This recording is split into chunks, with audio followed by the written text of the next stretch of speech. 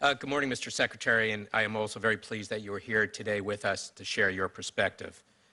This is a unique opportunity, not just for our panel, but for the American people watching us today.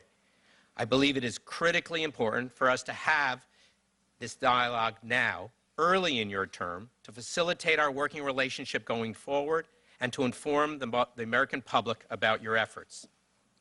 Speaker Nancy Pelosi asked me to serve on this panel, in part, to be a voice for the states and their residents.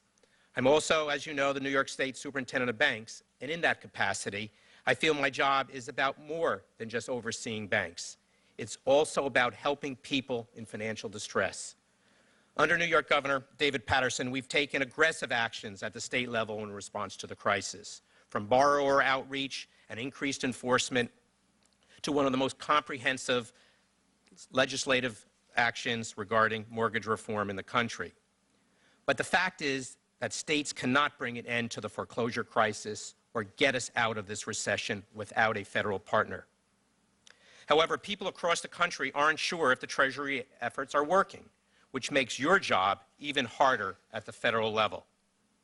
I hope to use this hearing to ask you some tough questions, but to also give you a chance to demonstrate that Treasury's plan can work. You may be aware that I placed a blog post on a prominent website yesterday that asked people to submit questions to you. I placed it on the Huffington Post because that blog reaches over 10 million readers per month, thus representing a good but imperfect cross-section of American opinion.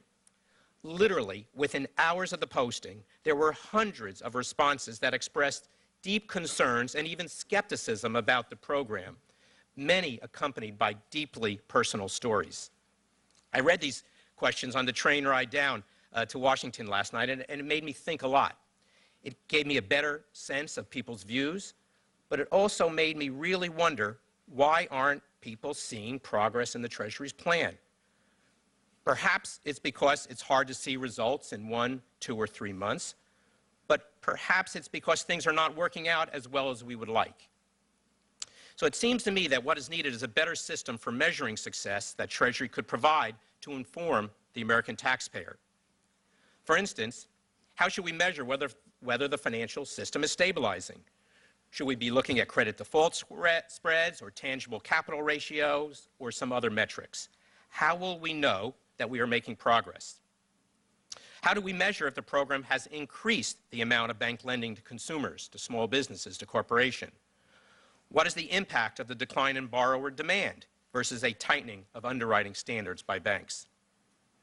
Mr. Secretary, does Treasury have its own metrics for determining success in reaching its goals? And if so, can they be shared with the American public and be posted on your website so that all citizens can see how your plan is measuring up? My worry is that if you do not, one of the most common questions I encounter when I hear from people about your plan will remain unanswered. One person put it quite bluntly on the blog, stating, quote, "When are those banks going to stop sitting on all that money and start lending again?" Close quote. That question is undoubtedly a common question, and yet the recent snapshots from Treasury shows banks are making progress and attempting to be responsive in meeting credit needs. However, additional information is clearly needed to get to the bottom of this. Metrics would help, and our panel will be issuing a report on this question in May that will specifically look on credit availability and small business and consumer lending, including your programs to start the securitization market. Restart the securitization market. It is my personal view that although disagreement exists among some very smart people in this country, including Nobel Prize winners on both sides of the issues, you have a plan that can work.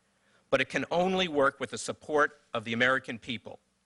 And to support it, people need to understand it, and they need to feel that they can adequately judge it. So I see this hearing as an important contribution to an inclusive process.